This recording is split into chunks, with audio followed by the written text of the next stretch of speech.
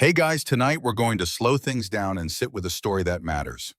Lena Harper, a 42-year-old black woman, moves through Oakland's gritty streets with a quiet grace, her eyes sharp, her heart steady. Beneath her unassuming exterior lies a DEA agent undercover chasing a truth that could topple a corrupt empire. But in a city where trust is scarce, she's dismissed, mocked, and watched her every step shadowed by prejudice and power. Before we begin, please like the video and subscribe, but only if stories like this truly move you. Comment your city and the time you are watching. Now close your eyes or don't, it's your choice. Either way, you're about to witness something real. The Oakland dusk settles heavy, a mix of diesel fumes and salt air clinging to the cracked sidewalks of East 14th Street. Lena Harper pulls her faded denim jacket tighter, her sneakers scuffing against the uneven pavement. Her curls tucked under a plain scarf catch the faint glow of a flickering streetlight. To the world, she's just another face in Fruitvale, a single woman, maybe a clerk or a cleaner, scraping by in a neighborhood where dreams come to rust. But her steady gaze, scanning the corner store's neon sign, betrays a purpose deeper than survival. She's Special Agent Lena Harper, DEA, 8 months into an operation that's starting to feel like a tightrope over a fire. The corner store's bell jangles as she steps inside, the air thick with the scent of stale coffee and cheap incense. Behind the counter, Mr. Patel, a wiry man with tired eyes, nods without looking up. Lena grabs a bottle of water and a pack of gum, her movements deliberate, unhurried. She's not here for groceries.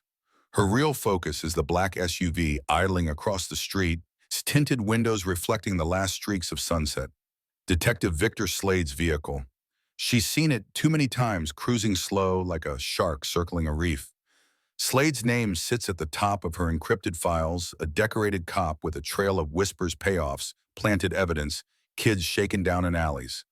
The DEA's been chasing him for years, but he's slick, untouchable, his badge a shield no one dares pierce. Lena sets her items on the counter, her fingers brushing the hidden mic sewn into her jacket's hem. "Quiet night, huh?" she says, voice soft but clear. Mr. Patel grunts, ringing her up. "Too quiet. Makes me nervous." His words carry weight, a coded warning. This block knows Slade's shadow even if no one says his name aloud. Lena slips the change into her pocket, her heart a steady drum. She's been Rayanna Carter for months now, ex-barista laid off, living in a sagging duplex on 35th Avenue. The cover's airtight, fake lease utility bills, even a cousin Marcus played by another agent. But every day she feels the neighborhood's eyes weighing her, wondering if she's one of them or something else. Outside, the SUV's engine rumbles and Lena's pulse quickens. She steps onto the sidewalk, her shadow stretching long across the graffiti-streaked curb. The air feels charged like the moment before a storm. Slade's door swings open and he steps out, all sharp gray suit and loose red tie, his smirk cutting through the dusk like a blade. He's tall, broad, with a face that's handsome until you catch the cold glint in his eyes. "Hey, sweetheart," he calls, voice lazy but laced with intent. "You lost." The word stings, a jab at her place, her race, her existence in his world. Lena stops, turns slowly, her expression blank, but her mind racing. "Just heading home, officer," she says, her tone flat, unyielding. Slade saunters closer, his boots crunching gravel. "Home, huh? You're new around here, ain't you?" His eyes rake over her denim jacket, worn sneakers, no jewelry.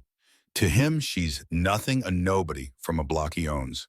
"Been here a bit," Lena replies, her hands still. Her voice a careful balance of deference and defiance. He leans in too close, his cologne sharp. "You see anything funny around here? You come to me?" "Yeah, not the others. They don't get it." His words are a command, a claim on her silence. Lena nods just enough to keep him satisfied, but her jaw tightens, a flicker of anger she buries deep. Some truths linger, waiting to be unveiled. The SUV's radio crackles and Slade steps back, his smirk fading into something harder. "Keep clean," Raina, he says, using her cover name like a warning. He slides into his vehicle and peels off, leaving a cloud of dust that stings Lena's eyes. She stands frozen, the bottle of water sweating in her hand, her breath slow and deliberate. The street feels smaller now, the neon signs dimmer. She's not just watching Slade, she's in his sights, and he's the kind who notices patterns. Her cover's held so far, but tonight's encounter feels like a line drawn in the sand. Lena walks the 3 blocks to her duplex, the weight of her double life pressing against her ribs. The neighborhood hums with its own rhythm, kids shouting over a basketball game, a car stereo, thumping low, an old woman sweeping her porch with a broom that's seen better days. Fruitvale's alive, but it's wary, a place where trust is earned in whispers and lost in a glance. Lena's learned to move through it like a ghost present, but unseen, her every smile and nod, a calculated act. She passes Miss Clara, a gray-haired woman with a smoker's rasp, who eyes her from a sagging lawn chair.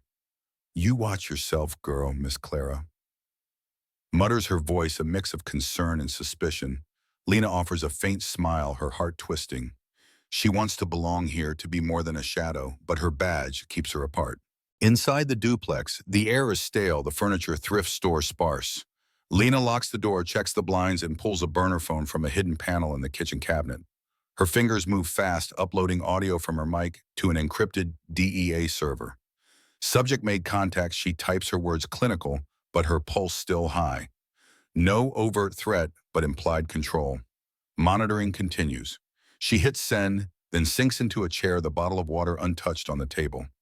Her reflection in the dark window shows a woman older than 42, her eyes carrying the weight of months spent lying to everyone, even herself. The night deepens, and Lena's mind drifts to the file that started this. Victor Slade, 15 years on the force, commendations stacked high, but a shadow, a record of complaints dismissed, buried, ignored. The DEA's intel points to a network, Slade at its heart, protecting dealers, skimming cash, bending the law to fit his grip.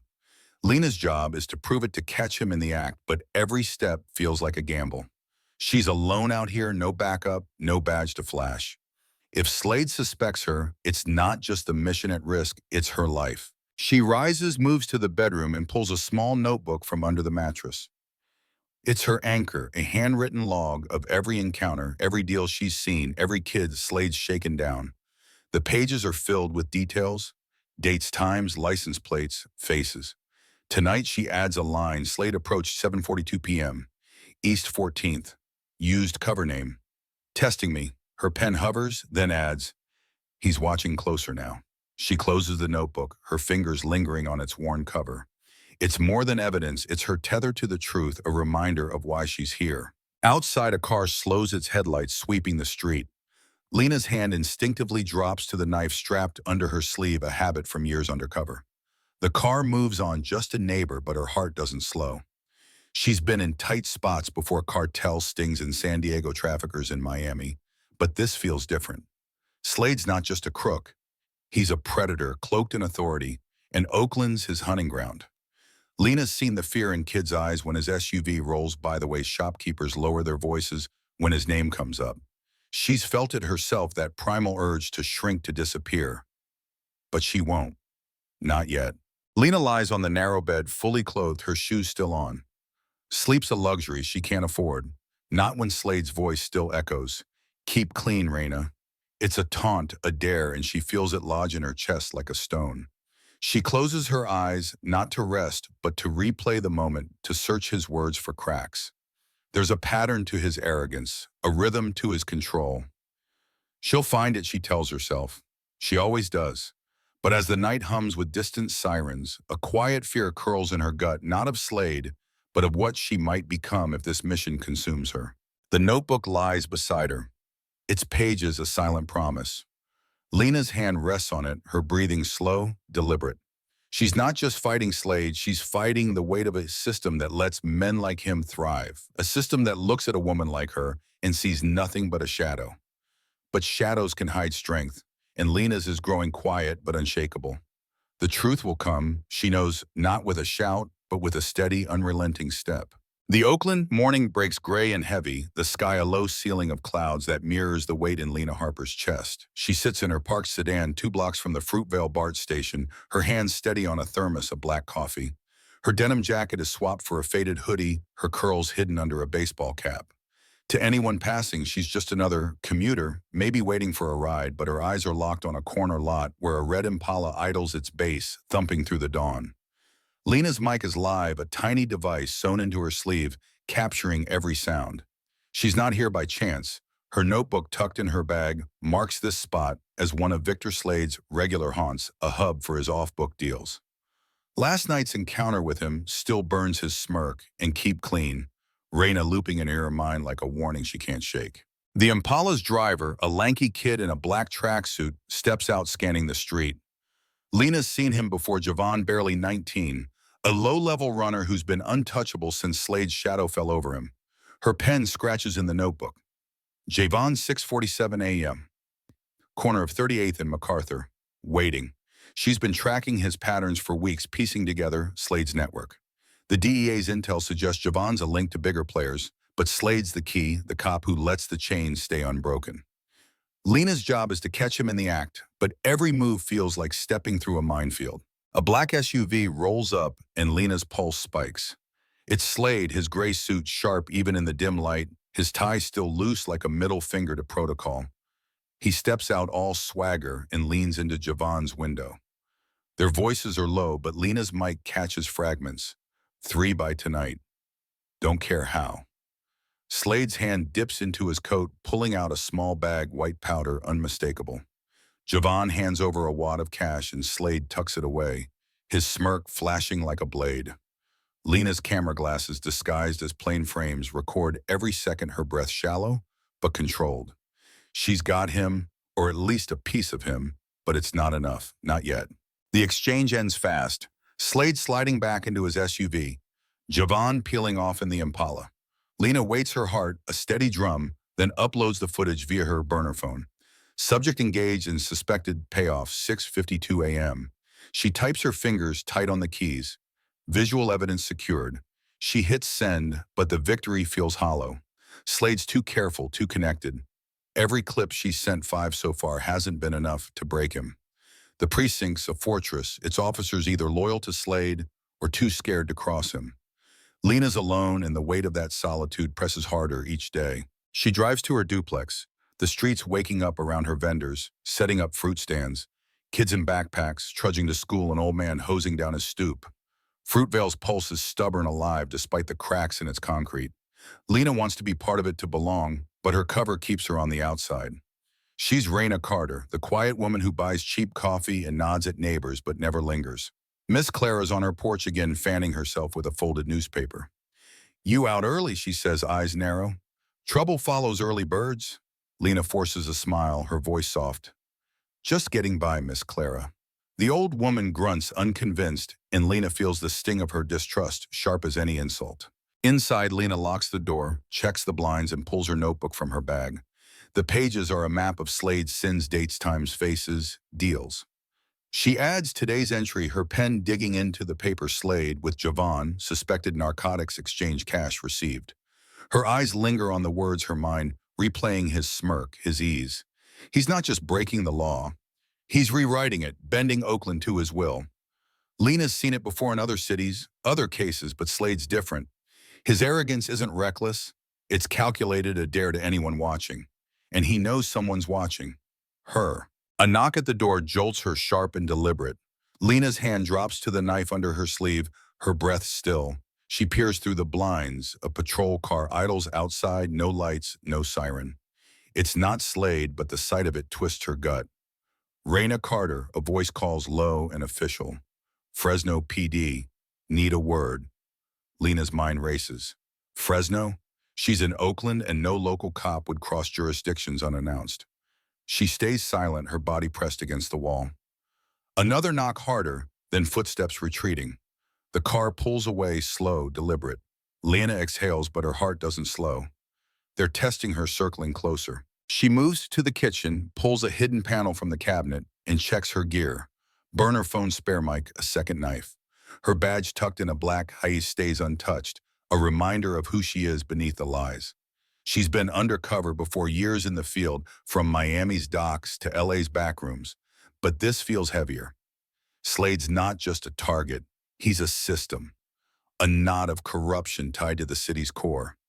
Lena's seen the fear he spreads, the way kids like Javon shrink under his gaze, the way shopkeepers like Mr. Patel lower their voices when his SUV rolls by. She feels it too, that primal urge to run, to disappear. But she won't. Not when she's this close. Her phone buzzes, a coded text from Marcus, her cousin and fellow agent. "Eyes on you. Stay tight." Lena's jaw tightens. Marcus is 3 blocks away, posing as a troubled teen, his own cover a mirror of her isolation. They're a team, but the distance feels vast, their connection reduced to encrypted pings. She texts back, Slade's moving. Got footage. Need more.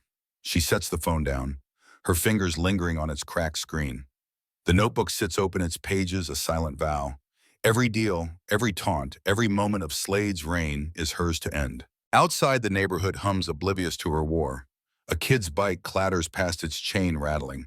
A woman laughs somewhere sharp and free. Lena wants to believe in that freedom, but her world is shadows and whispers. She steps to the window, parts the blinds, and scans the street. A cruiser lingers at the corner, unmarked but unmistakable. It's not Slade's, but it's his world, his rules. Lena's hand clenches her nails, biting into her palm, but her face stays calm, a mask honed by years of silence. Some truths linger, waiting to be unveiled. The day drags on, and Lena moves through her cover's routine, a trip to the corner store, a nod to Mr. Patel, a wave to the old man with the hose. She's Reina, unremarkable and visible, but every step is a calculation, every glance a risk. At the store, Mr. Patel's quieter than usual, his eyes darting to the door. They were here, he mutters, bagging her gum. Asking about you. Lena's stomach twists, but her voice stays even. Who? He shakes his head, his hands trembling. Big guy. Cop, Slade. She nods, pays, and walks out, her heart a slow, heavy beat. Back at the duplex, Lena sits with her notebook, the weight of Patel's words sinking in. Slade's closing in, his network tightening like a noose. She flips to an earlier page, a list of names: Javon, a dealer named Rico, a cop called Benton, who trails Slade like a shadow. They're pieces of a puzzle, but Slade's the center, the man who makes it all work. Lena's seen as kind before, cops who trade their oaths for power, who thrive in the cracks of a system too tired to care. But Slade's different. He doesn't just break the law, he owns it, his smirk a claim on every corner of Fruitvale. She closes the notebook, her fingers tracing its worn cover. It's her anchor, her truth in a world of lies. But as the day fades, a quiet fear curls in her gut, not of Slade, but of the cost of this fight. She's seen what happens to agents who stay too long in the dark, their edges fraying, their hearts hardening. Lena's not there yet, but she feels the pull, the slow erosion of the woman she used to be. She lies on the bed, the notebook beside her, its pages a silent promise. Slade's taunts are louder now, his shadow darker. But Lena's strength is growing quiet but unshakable.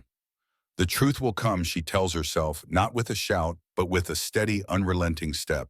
The Oakland air turns sharp as October deepens, a chill, settling into the bones of Fruitvale streets.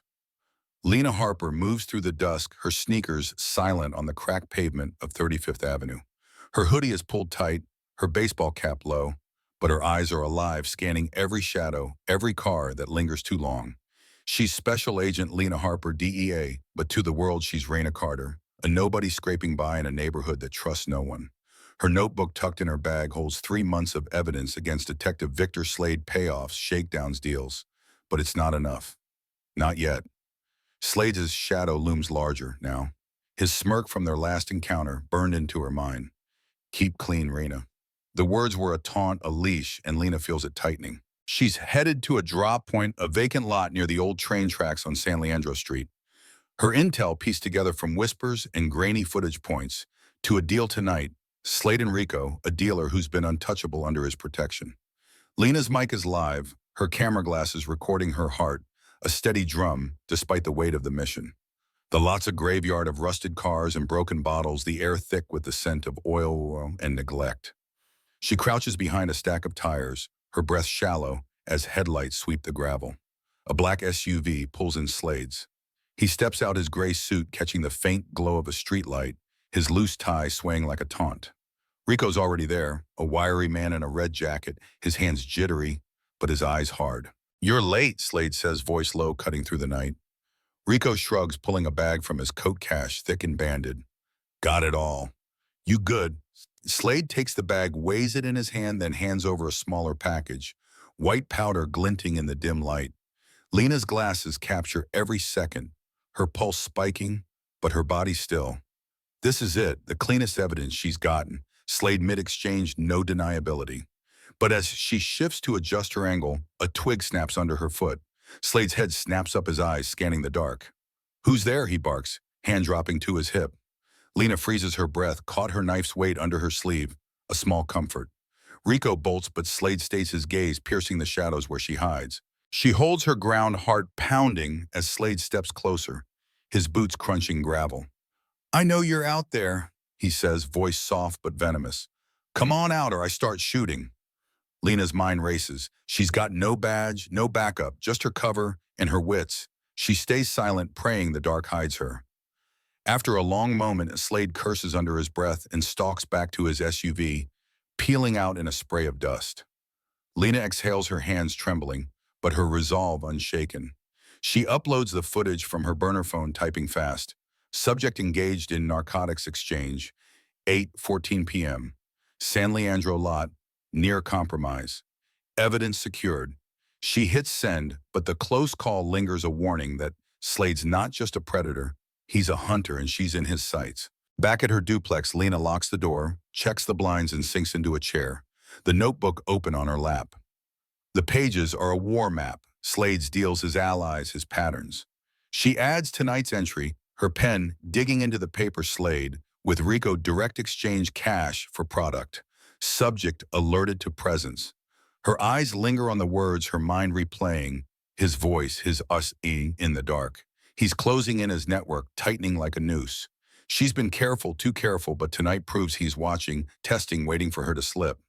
The patrol car from yesterday, the questions at the corner store, the cracked window she found this morning, it's all him, his way of saying he sees her. A knock at the door jolts her, sharp and deliberate. Lena's hand drops to her knife, her breath still.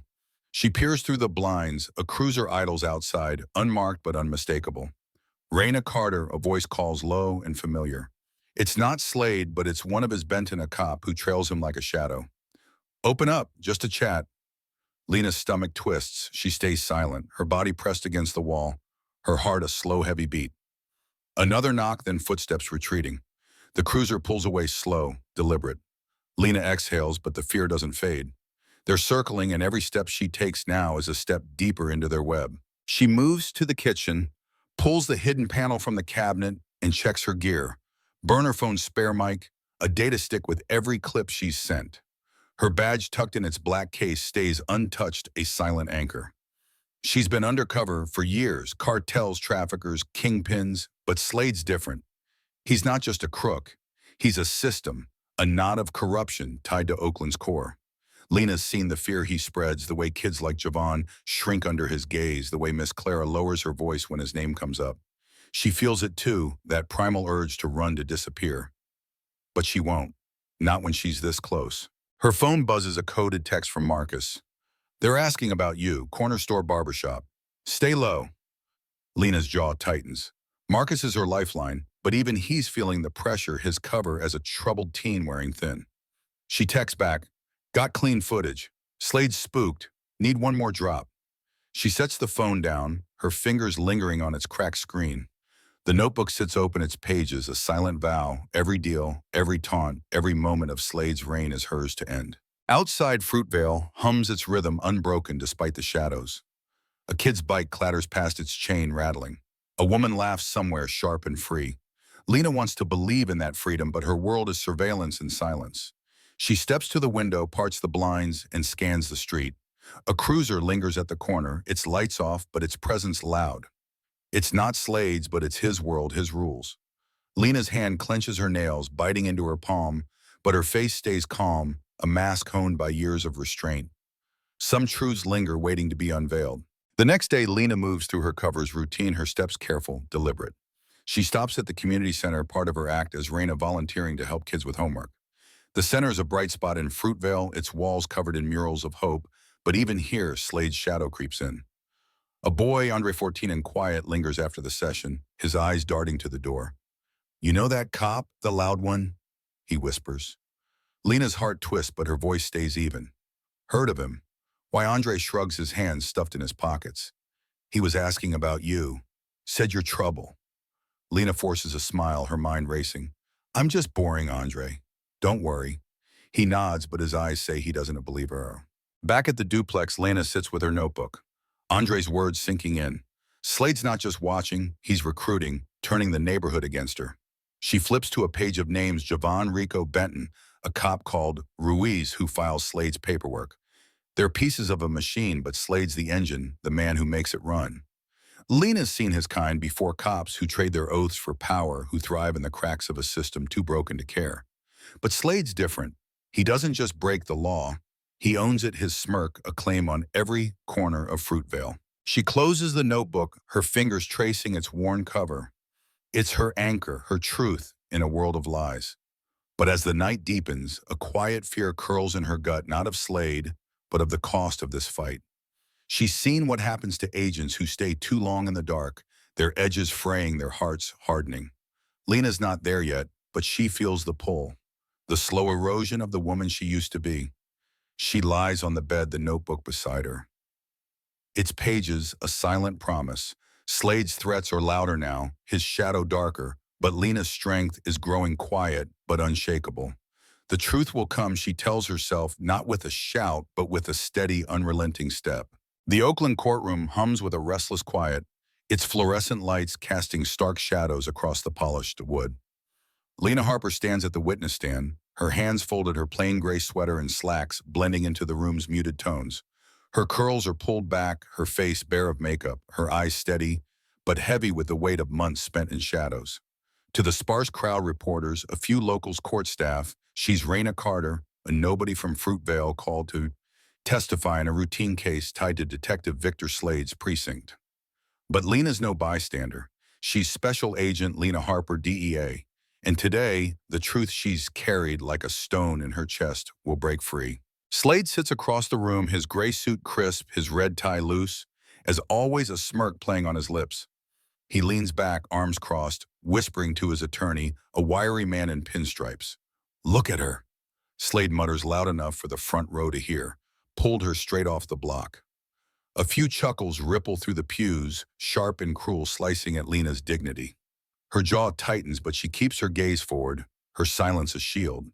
The judge, a stern woman with silver hair, raises an eyebrow, but says nothing. Lena's been here before, dismissed, mocked her blackness, and her quietness weaponized against her. But today, Slade's arrogance is his undoing. The prosecutor, a tall woman with a clipped voice, steps forward. "Ms. Carter, please state your role in this case." Lena leans into the microphone, her voice calm but clear, cutting through the room's hum. "I'm not Raina Carter. I'm Special Agent Lena Harper, United States Drug Enforcement Administration." The air shifts sharp and electric like a crack in glass. Slade's smirk freezes, his arms sliding off the back of his chair. The courtroom stirs, whispers rising, but Lena's eyes lock on the judge. She reaches into her sweater, pulls out a black leather case, and holds up her badge, its gold glint catching the light. "For 10 months I've been undercover in Fruitvale, gathering evidence on a corruption ring led by Detective Victor Slade." The room erupts, gasps, murmurs, a reporter's pen clattering to the floor. Slade's face drains, his eyes wide, disbelieving, like a man who stepped on a trap he didn't see. His attorney bolts up, stammering, "Objection, Your Honor, this is—" The judge cuts him off with a raised hand, her gaze fixed on Lena. "Continue, Agent Harper." Lena nods, her voice steady but laced with a quiet fire.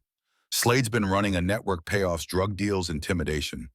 I've got 97 video files, 82 audio clips, and 15 witness statements. He's been shaking down kids, protecting dealers, planting evidence. And he tried to silence me." She turns to Slade, her eyes unyielding. "You remember me, don't you? The woman you stopped on East 14th, the one you taunted at the corner store, the one whose window you cracked to scare her quiet." Slade opens his mouth, but no words come. His attorney slumps frozen. The prosecutor steps to an evidence cart, taps a monitor, and a screen lights up behind the judge. Grainy footage plays, Slade laughing with Rico slipping a bag of powder into his coat. Another clip, Slade taking cash from Javon, his smirk unmistakable. A third, Slade on Lena's porch, leaning close, his voice low. "Keep clean, Raina, or you'll regret it." The courtroom watches in stunned silence, the weight of his crimes laid bare. Lena's heart pounds, but her face stays calm, her strength a quiet tide. She spent months in Fruitvale's shadows, dodging Slade's threats, recording his deals, carrying the fear of exposure like a second skin. Every taunt, every cruiser idling outside her duplex, every whisper from neighbors like Miss Clara or kids like Andre, It's all led to this. She's not just exposing Slade, she's breaking a system that let him thrive, a system that looked at a woman like her and saw nothing but a shadow of going home. But shadows can hide power, and Lena's is undeniable now. The judge removes her glasses, sets them down, her voice low but firm. Detective Slade, you are remanded into federal custody pending further investigation. Bailiff escort him out. The bailiff, a burly man with a blank face, steps forward, cuffs in hand. Slade stands slowly, his suit suddenly ill-fitting, his smirk gone, replaced by a hollow stare. He looks at Lena, his voice a whisper. You were a plant. All along, Lena meets his gaze, her voice soft but steel. No, I was the accountability you thought you'd buried. The cuffs click, and he's let out, his footsteps echoing in the silent room. The courtroom buzzes as the doors close behind him, reporters scrambling, the prosecutor flipping through files with a faint smile. Lena steps down from the stand, her legs steady but her chest tight. She's done it. Slade's empire is cracked. His allies like Benton and Ruiz now under scrutiny, their own reckonings looming. But the victory feels raw and finished. She's exposed the truth, but Fruitvale's scars remain, and so do her own. She glances at the pews, catching Miss Clara's eye in the back row.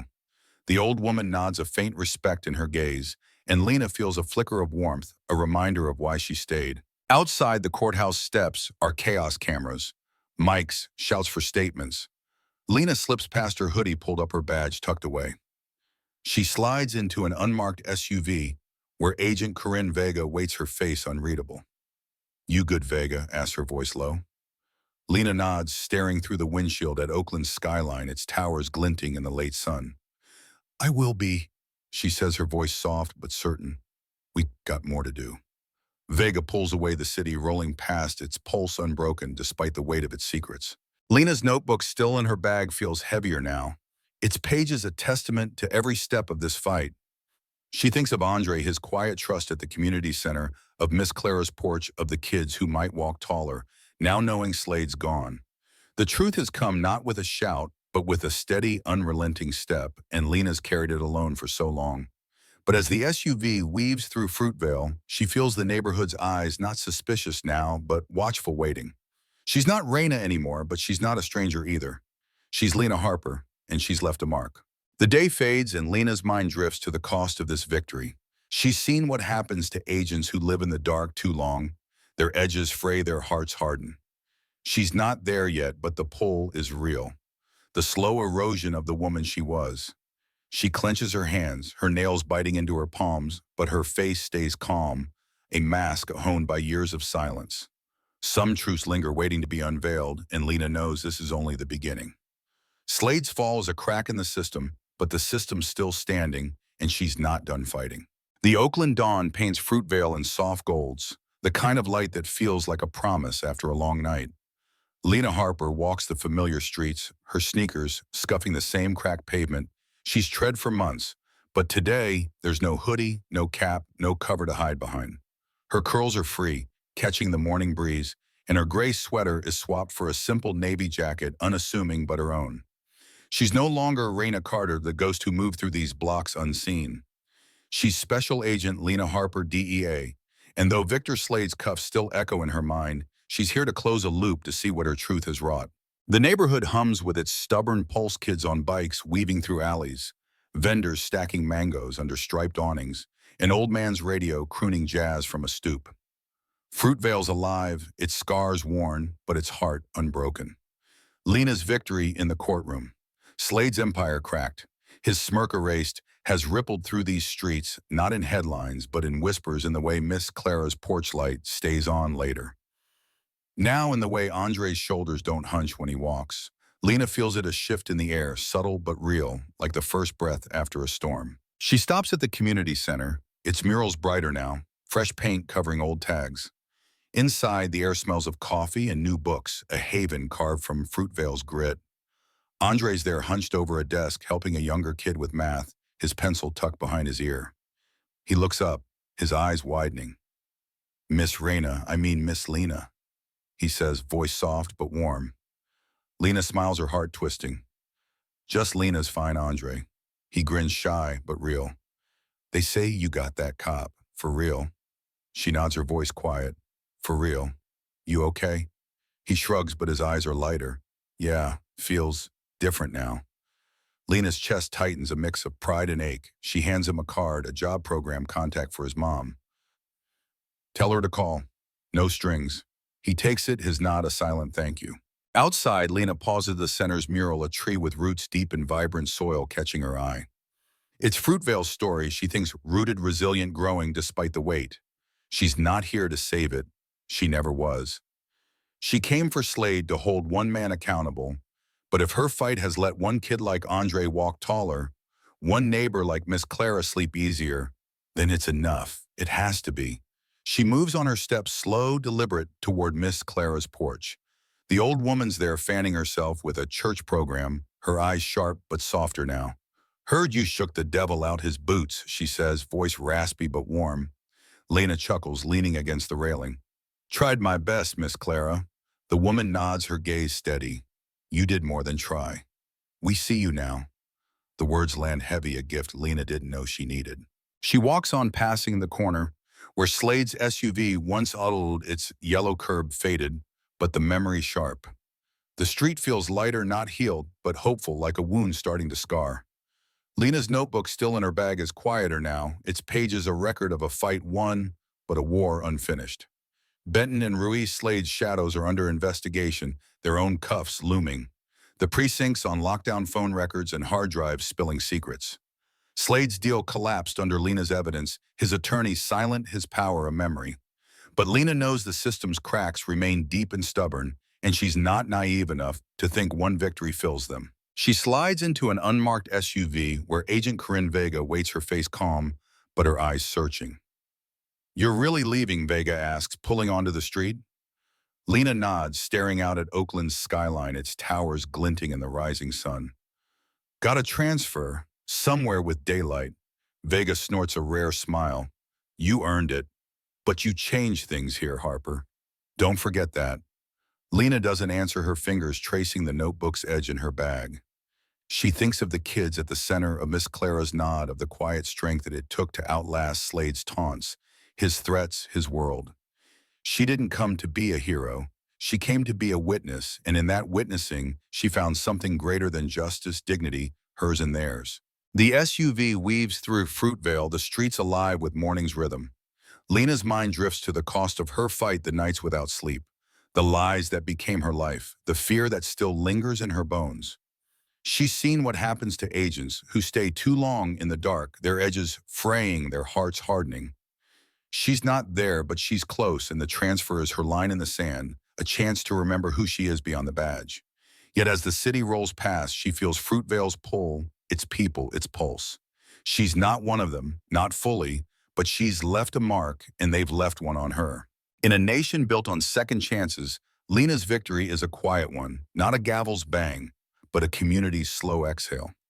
She thinks of Andre's grin, of Miss Clara's porch light, of the kids who might dream bigger, now knowing someone stood up. Justice, she's learned, isn't loud. It's patient, persistent, a truth carried in silence until it's ready to speak.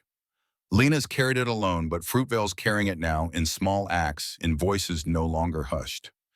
She leans back, the notebook still in her bag, its pages a silent promise kept. The world keeps turning, but for today, the truth has been heard, and that's enough.